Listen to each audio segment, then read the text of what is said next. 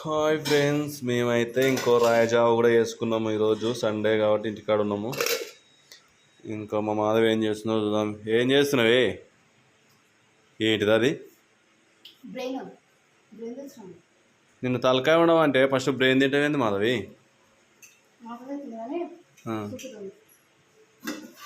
Mutton కూర అవుతుంది. And ఇక్కడ వచ్చేసి ఆల్రెడీ మటన్ కర్రీ అయిపోయింది. Mutton curry